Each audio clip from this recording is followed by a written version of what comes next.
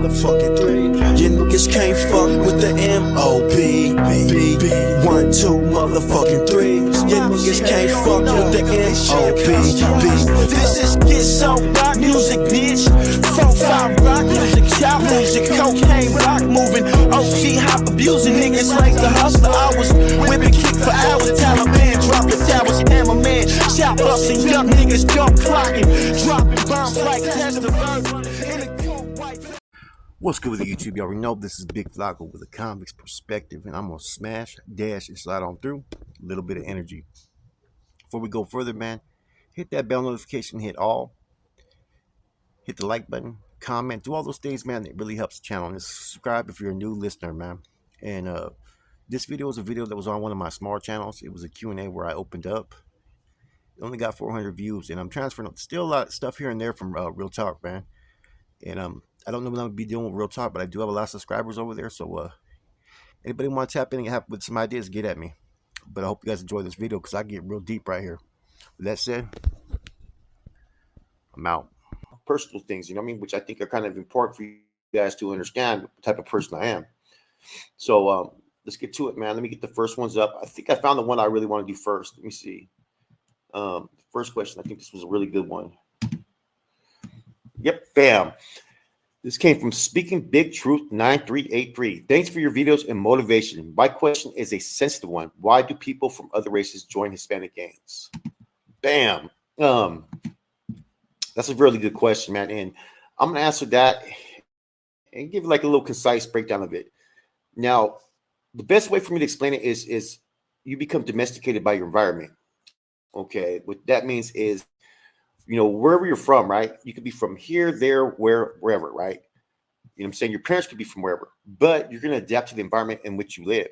So if you grow up in a raza, you know, community, you're going to tend to gravitate towards some of their cultures and heritage and some of the ways that they've accepted. You know what I'm saying? And the best way for me to explain that would be, there's a book called The Four Agreements. Some of you guys have read, okay? Which, you know, talks about a lot of things, being impeccable with your word, all kinds of different things, right? But my favorite part of the book is the intro, when it talks about domestication. It talks about being brought into any type of environment and you adapting. Now, when you enter this world, everything that you learn is learned behavior. You don't just come into this world knowing how to talk, knowing how to do this, and having beliefs. That stuff is created and built up based upon these factors: your community, your family, and school. So if you grow up in a raza community, right, where there's a lot of gangs, most people, whether black, brown, white, whatever it may be, yellow, from outer space, they're going to adapt to that same type of ways of living, the same type of culture. You know what I mean? And that's what you call just adapting to your environment. You know, if your parents were, you know, born in the States, Mexico, wherever, and then they go to somewhere like Saudi Arabia or, you know, Afghanistan, they're going to adapt to. You're going to adapt to those cultures and probably be more accepted to those things than maybe your parents, because you're going to adapt to your environment. And so when you see gang members that are like non-Hispanic, that are part of Hispanic gangs, they pretty much, that's where they grew up. That's all they know. You're a product of your environment. And believe it or not, communities, neighborhoods, and barrios are basically a product of your environment. These are things that are relevant. If they happen in your neighborhood and go down, a lot of times you're going to fall in favor with that. It's just a natural instinct.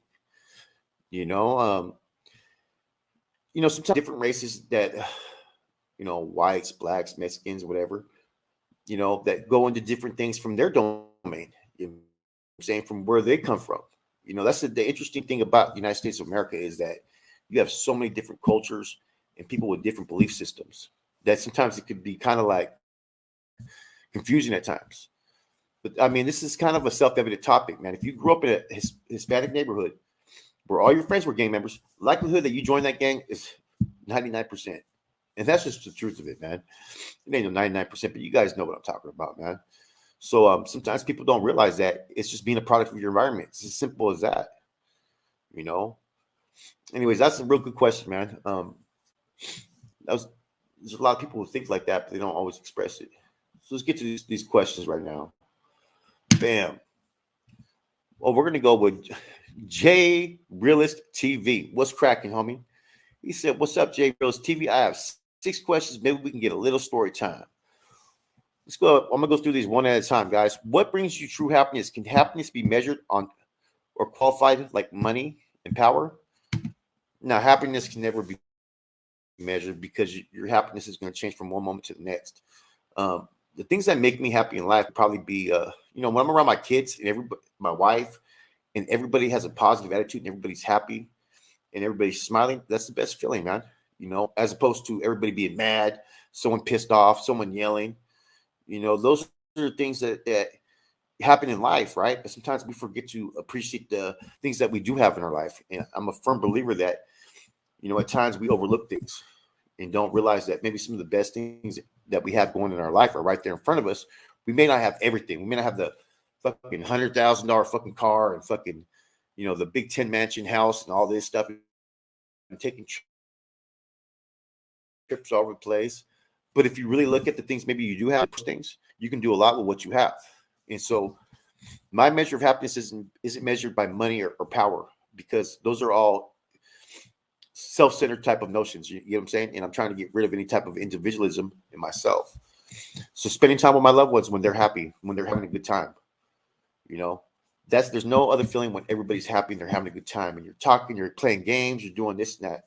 Those are some of the greatest moments you can share with your family and friends, because if you really want to get down to it, what is life? Life is nothing more than the memories you share with your loved ones and family. You know what I'm saying? So every day you're creating a new memory if you allow it to. But too often we get in our personal issues or pissed off about things that we let it overcome us. It starts to overwhelm and control us. That's why it's real important, like people say, don't give anybody the power over you, because the minute they have the power over you is when you're going to get different reactions from different people. So that's a good question, though. But that's where my happiness comes from, brother. You know what I mean? It's just being around positive thinking people, you know what I'm saying, who can understand me. Let's see what another question is. Bam. What was the moment where you felt most motivated? The time I felt most motivated in my life was when my son was in CPS. You know what I'm saying? When he got put in foster care and I ended up getting locked up, I came out motivated to do whatever I needed to do. You know what I'm saying? I took the time to, instead of push things away that I normally pushed away, I was willing to accept them and listen to people. That was, you know what I'm saying? So I needed to change some things. And the things I needed to change was to be a better parent, to be you know what I'm saying? Because my life had spiraled so out of control that I was off the fucking hook. You know what I mean? I was laying motherfuckers down. I was kicking in doors. I was running around fucking acting a fool. And even with my kid present, and so that's when everything changed for me. That's when it was like, you know what? He got taken into CPS foster care. I have to be there for him. I have to step up. You know what I mean? As bad as I wasn't there for my daughters, which I'm gonna go into a little bit later, I've been there for him. You know what I'm saying? And a lot of that was I felt the need that I had to. You know what I'm saying? Which but that was the moment where everything changed for me, man. That's where the first time I cried in a long time. I broke down in tears, because I just was thinking what he was going through, because he was at such a young age, and he was already experiencing special need issues. You know what I'm saying? He wasn't really talking yet or nothing, and so I was like, wow, like what am I doing to my son? And that was one of the hardest moments, hardest but the best moments in my life. And that's when I got motivated. That's when I started listening to the suggestions from the rooms and from people, and I quit overanalyzing things, and I quit putting labels on people, and that was my motivating factor was, I need to do this for myself and for my son. And I did it. Other times where I'm motivated though, man, is like, when you start to have success in certain things and you're on a good rhythm, there's nothing better than that too, man.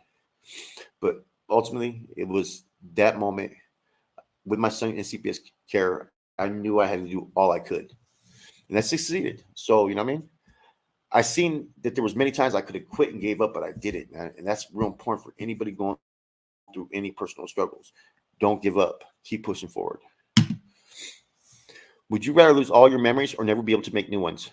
I would rather never be able to make new ones. I wouldn't want to change anything, any of my memories. You know what I'm saying? At all. You know, but that's really a hard question because maybe you can make future great moments. You know what I mean? Um, I guess sometimes I have selective amnesia. Certain stuff I don't remember in my life, but ultimately, I want to maintain the things I've experienced in my life because, regardless if they were good or bad, they made me who I am today. You know. Let me see what else. Bam.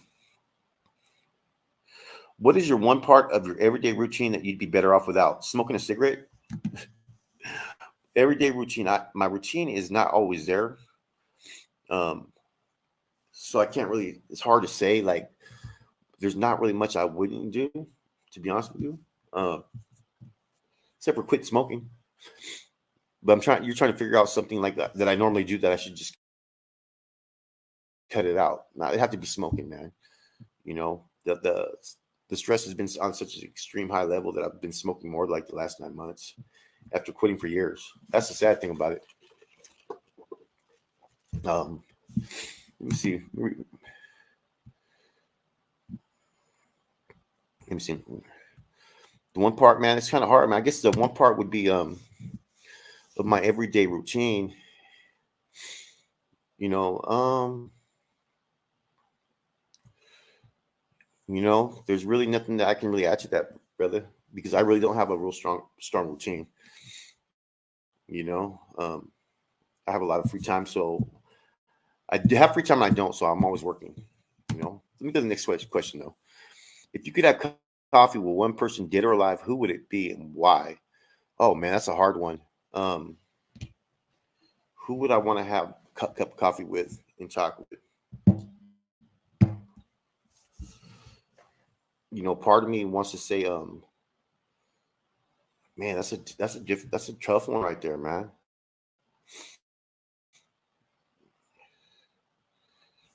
This may sound a little weird, but I think one of the main people I'd probably want to have coffee with, right?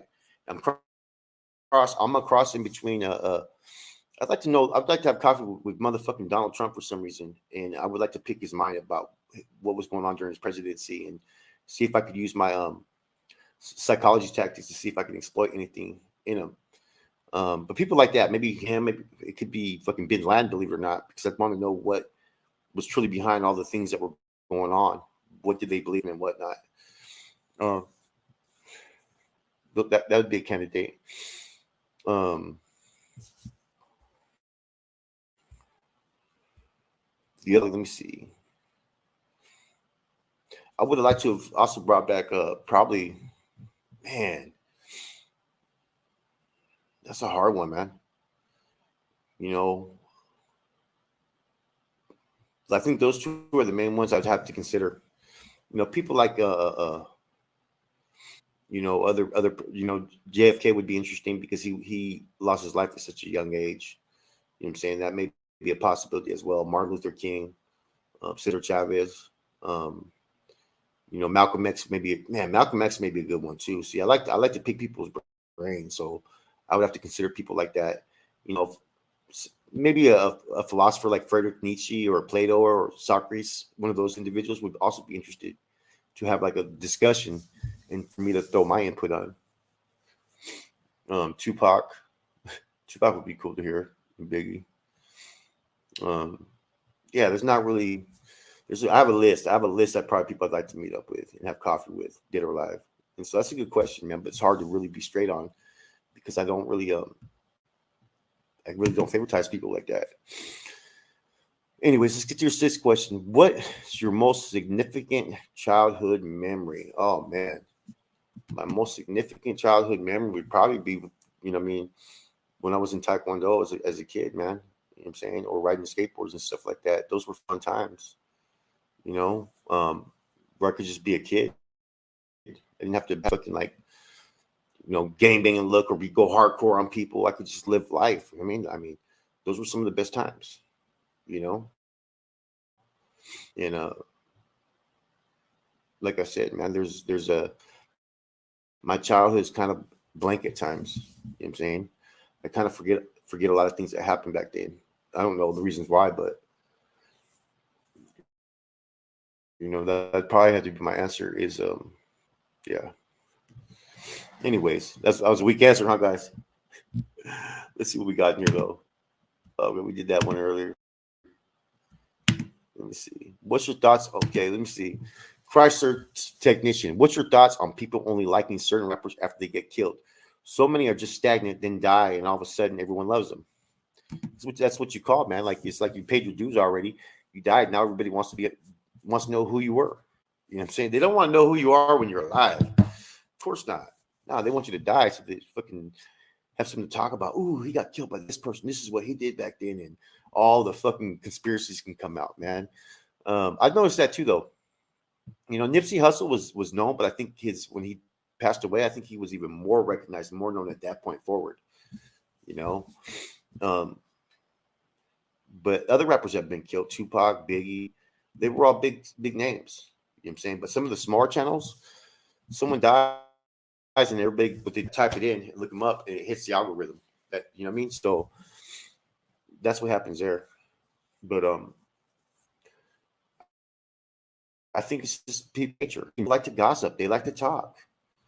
You know, and you know when someone loses their life, sometimes people become sympathetic. They have the change of tune of how they feel about things anymore. It's a good question, though.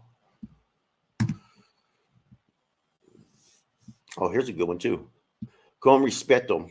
What's your honest approach to uploading videos? Okay, I'm gonna leave this up. The wolf. My honest approach, right, to uploading videos is I try to upload at least 1 to 2 videos a day, sometimes more. Okay. What do I prioritize? I think I have to prioritize the actual content. Okay.